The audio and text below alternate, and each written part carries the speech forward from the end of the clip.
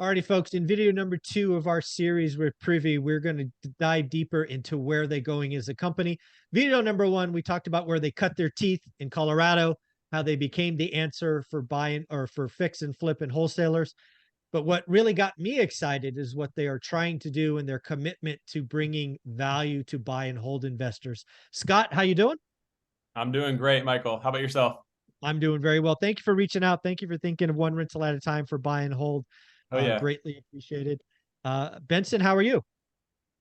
I'm doing great. That first video was amazing. I really got to go back in time a little bit and think about where we came from. It makes me appreciate where we're at so much more. There you go. Well, I'm going to ask you to jump in the time machine because we're talking about something that is coming up in the next month or so, 6 weeks, whatever it is. You're going to take the next step with Privy to really become a platform that buy and hold investors could use. Now, I think Privy already provides value. My 2 weeks of research, it helps you find areas to hunt and all of that. We talked about it in video 1, but you're going to even start to tailor it more for buy and hold. So tell us what you've got on the plan. You know, what might be coming in the next 4, 6, 8 weeks. Well, buy and hold is part of the roadmap. One of the things that we actually already have in Privy that's really valuable is rental data.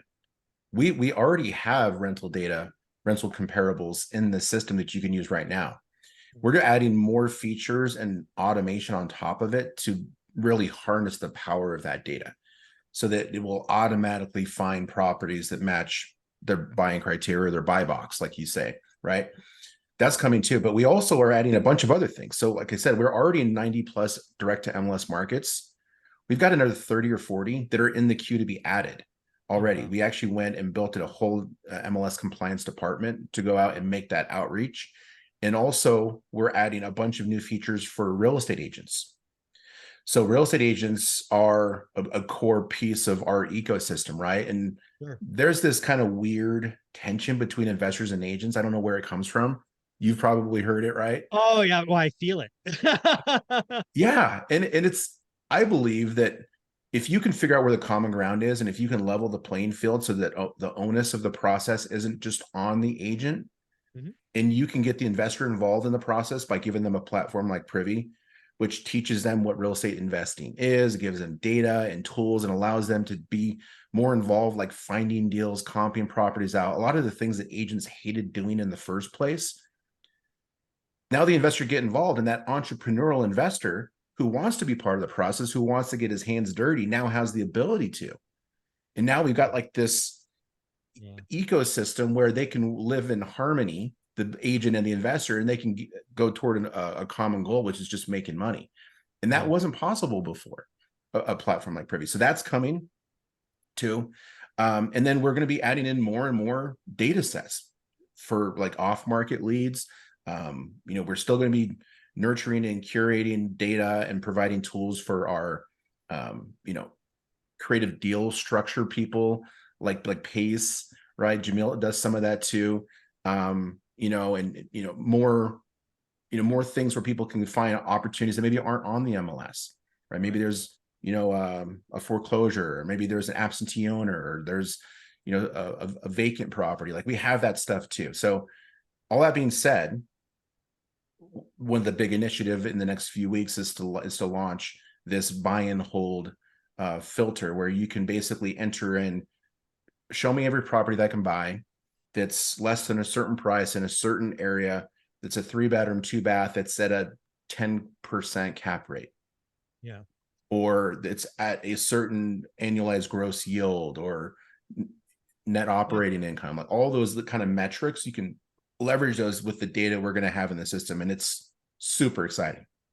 Yeah, I'll just throw out what I teach and talk about. It's probably won't be their V1, but it's kind of what I talk about.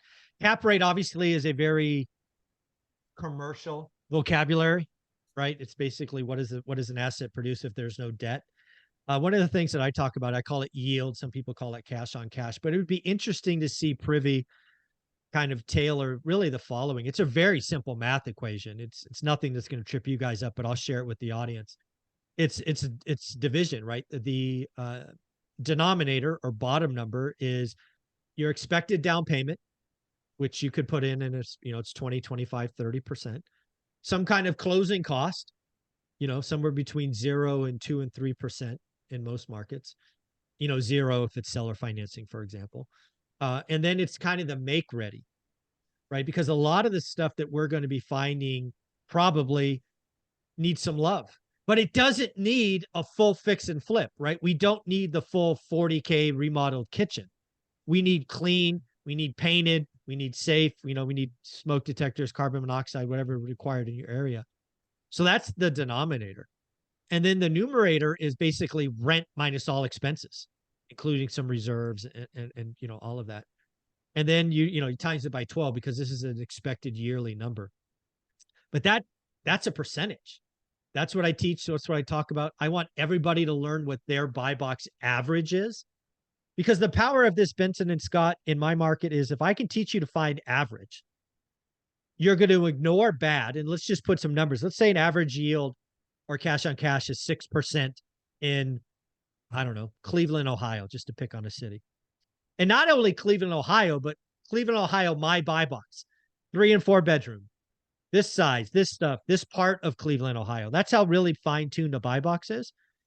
Then what we could do is we could go in and use a filter and say, hey, what are the properties that are around this buy box that might be greater than 6%? There's your good or great deals. And what might be below, those are your bad deals. So that's everything I've been talking about, teaching about for 6 years now. It's helping thousands of people and thousands more going forward. But I think Privy has the raw material to kind of put that on steroids, I think. It does. And Scott and I have been fortunate to be part of like that conversation since this kind of concept was built, because we were always building things. Right. And so I think, Scott, you've been testing it actually more than many of us, anticipating this call with Michael. I mean, what do you like about it the most? Yeah, I mean, I'm really excited to, probably in one of our future calls, we'll be able to demo it and show you. I think, coming up here today, we'll show you what the product does today. And in a couple of weeks from now, we'll show you what it actually does. But what we're talking about here is rental valuations that are spanning nationwide MLS data. We've over 150 million properties. And what I like is that it works a lot like how our fix and flip system works, where you're getting all of the comparables, all of the historical data. And what we'll show you is after you put in sort of your filters, your buy box information, exactly what you're looking for, we have a patent pending button. It's our easy button. It's called the deal button. You press find deals now. And all of a sudden you're looking at properties in your specific market, in your specific neighborhood that matches exactly what you're looking for. It's something that, as an agent, when I had investor buyers looking to do long-term rentals, it would take me hours and hours to find these specific deals. We can really do that in seconds now, minutes or seconds. And again, it works a lot like the fix and flip system currently. You'll be able to do the same thing where you're locating rental properties based on, like Benson said, cap rate, cash on cash.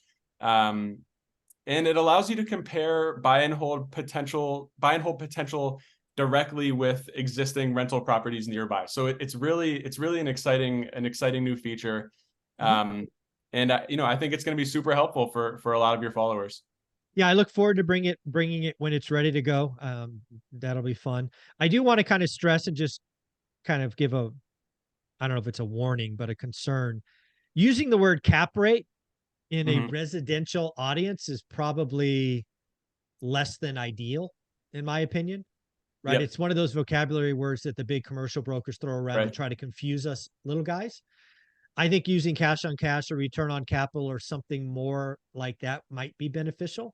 But again, I understand the math might be slightly different. I'm just giving. Yeah, that's fair. That's fair. I totally agree. That makes a lot of sense. And like we said, we'll have that option. You'll be able to search through the filters. What exactly your metrics are, what you want to be looking at. And perfect. Like you said, a lot of people like to use, cash on cash return might make more sense. Probably does. I know a lot of people like to look at cap rate, even though it might not be the most informative. I think, Scott, my opinion about that is people use it and don't understand it. But again, we'll find out. I mean, you guys are building something. It's not even here yet. I'm frankly poking at something that doesn't exist yet. So shame on me. I'm just sensitive to vocabulary because I know vocabulary can throw people around. But I think the real goal of all of this, again, going back to what I teach, what I talk about and where people struggle is you come to this, you find one rental at a time. You're like, I want to do this. I want to get wealthy over a decade. It all starts with finding that first great deal. Where could I start? Maybe you're early in this and you're going to come to Privy. You're going to start poking around. But then comes the daily discipline. I would tell people that, okay, you go to this search, it gives you a list of 7. Take that criteria, to realtor or something else and just see how big the list is. This is about at bats. In the beginning, it's very much like golf. You don't go to a, Pebble Beach when you've never played golf before. You go to a driving range. You take thousands of swings and you bounce your club over the ball and you stick it in the ground and all of those things. So Privy is going to give folks, I can see it already. It is that metal detector. I can't think of a better analogy, right? You're sifting through a beach of sand. It's kind of pointing at, hey, dig here. But that does not mean you don't do the work. I am nervous that people are going to come to Privy, be excited, see Jamil doing all these crazy and great things, and think that gives them permission not to do the work. I will never give anybody permission not to do the work. It is a tool. It is a great tool. It has the opportunity to accelerate things, but it doesn't give you permission to not do the work, in my opinion. Is that fair, Benson? Oh, I think it's more than fair. Like, I think it should be like the dogma of the business, because there's a weird thing about real estate investing. It does attract people who are looking for shortcuts. Yes. It attracts people who are looking to get rich overnight. And I don't know where that comes from, but for some reason, there are some undisciplined people that are listening to this right now. Mm-hmm. And the fact of the matter is that maybe 1 or 2 out of 10 are going to have any success. And the reason is because the 8 or 9 of those people aren't doing the work. So if you want to increase your chances of having success in this business, you got to do the heavy lifting. Yeah. You got to go and do your research. And also, I'll say this, Michael, even the people that are willing to do the work sometimes focus their time on the wrong things. They focus their time on lead generation, like spending money on marketing, doing outbound calls. They're doing pay-per-click, and they're doing ringless voicemail and text messaging and mailers. And then guess what? Oh my God, it works. They get a deal, they get a lead. Yeah. And they're like, I don't know if this is a deal or not. I don't know how to analyze it. I don't know how to run my numbers. I don't know if it's a deal in Cleveland versus Fresno versus Dallas. They haven't done the foundational local market research to understand the realities of that market, because a deal in Dallas is not the same thing as a deal in Cleveland. Exactly. Right? I'm so glad you said that. It's a big thing for mine, because that's what I teach about learning average for your buy box. Again, I always pick on San Diego. If your average in San Diego is 2, your average in Ohio or Cleveland might be 8. Does that mean Cleveland's better than San Diego? Maybe. It's certainly a bigger number, but that's not everything. Maybe you're a San Diego investor who hates to get on airplanes and you only want to walk to your properties. It doesn't matter if Cleveland's in 80, you're not going there, right? Every market has its own thing, its own vibe, its own average. And that is so powerful. I don't judge. If you want to buy in San Diego and 2% average and you can get a 4, congratulations, you got a great deal. It's that simple. So I'm glad you brought that up. Every market's different. It really is.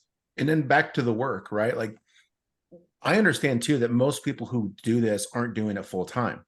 Right. And so they need to figure out a way of optimizing the time that they can spend on their business, because they might have an hour a night, right? They come home from work, they get home at 5 or 6, eat some dinner, spend some time with the family. And then they got an hour at 9 o'clock before they go to bed on their business. Mm-hmm. And most of the time they're spending their time on like busy work. Oh, I got an hour, I got to do something, right? So they're like looking at properties on Zillow and just kind of, looking around, or they're doing some administrative stuff, but they're not spending time on money-making activities. Right. So Privy really helps with that because of the automation. Scott was just talking about being able to go and find properties and using our deal finding algorithms, but it is automated. So you can save those searches and it will work behind the scenes for you while you're at your 9 to 5 job, while you're fulfilling your family responsibilities, while you're at church on Sunday. Like you all these things still have to happen in your life to have balance. And so some people get so obsessed with the business that they push so hard, and it's like squeezing, trying to get, you know, blood out of a rock, right? It just doesn't work. Yeah. So the automation is really the bridge between treating this like a hobby and actually getting business like results. We can insert the automation there, and we can get that almost like almost like full-time results, almost like having a team of virtual assistants, but leveraging automation. Yeah. I think there's a lot here. I've thought about this again. Scott reached out to me 2 weeks ago. I did my due diligence before saying yes. And I was trying to think about what I might tell a full-time employee. Because right now, what I ask for is you set up a buy box, you look at that buy box for 20 minutes a day. My first kind of inclination here is, again, this could evolve, right? This relationship's just starting, is, you know, 6 days a week, you're doing your simple 20 minutes a day buy box, but maybe it's Saturday, maybe it's Sunday, you take 1 hour and you go into Privy and you see what did it uncover? What did I find? What did I do? Because one is I want people to find the goal that they've already set up. I am nervous about people with squirrel mentality, shiny object, butterflies, whatever you want to call it, right? When I say a buy box, it's two things. Most people think it's one. They think a buy box is what I look at, which is true. But the most important thing about a buy box is not that. It's what not to look at, right? You're looking at this much, not anything else. Because if you're bouncing all over the place, you get no economies of scale. You don't get any repetition. It doesn't become, you don't become better. So that's kind of what I was thinking about, kind of as a recommendation. Again, my opinion can change, but I think there's so much there. I just don't want people to get lost as well. What do you think? I agree. There's so many things that you can spend time doing, and especially for beginners, right? They still don't know what they don't know. And so a lot of the times they'll watch a YouTube university video, and next thing you know, they're looking at buying notes, or they're looking at exactly. you know, some other strategy, right? And like, oh, so-and-so did this, so I'm going to do that. And I'm also going to do this. And then I'm also going to sell Amway, and I'm going to do cryptocurrency. And they're doing all these things that are just distractions. And that means if they're doing all of that, they're not doing any one thing well, right? Exactly right. Exactly. So that's what I see coming. Again, what I would tell, you know, because when I try to think of my avatar, now this obviously is not everyone that follows me, but I would suspect that most people that follow One Rental at a Time have day jobs, right? I am not a channel that kind of attracts, quit your job, do this full time, hustle, hustle, hustle. That's not my jam. Now, I certainly have some of those, but that's not my, you know, my avatar. Most of my folks are working full-time jobs. Most of them have or want to have kids and family. So again, I'm asking for 20 minutes a day in your defined buy box, but I do think Privy is that tool you use for an hour or 90 minutes on the weekend as repetition. It also, as I said in video number 1, might be a tool you look at in the very beginning, right? If you don't have a buy box yet, Privy might tell you where there's some gold. Also, as I said in video 1, if you are in your buy box for 90 days or 6 months and you've got the golf swing, but you don't like the results, maybe Privy is the one that says, okay, now that you got a good golf swing, you can't play at Pebble Beach, but maybe you can play at the Masters, or, you know, I can't think of any other golf courses across the country, but you get the idea. So I think there's so much that Privy can do. I just don't want my audience to lose the daily discipline. So I think there's just so much. It's going to be fun to watch. We're going to see what the audience says. I know we put a link below. There's a promo code that's just One Rental at a Time. It's ORAAT. It's 5 letters. They get a discount. If somebody wanted to go and look at some videos, some how-tos and all of that, because I think there will be plenty of One Rental at a Time fan that says, hey, this might help me. Where are we sending them, Scott? Yeah, getprivynow.com. Make sure to use those promo codes. We've got videos on the website. It'll walk you through. It'll give you demos.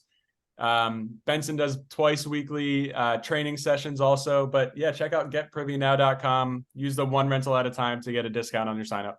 Yep, 5 letters, ORAAT. And just so you know, video number 3, we're going to get Benson to give us a demo. Thanks, guys. Take care. All right. Thanks.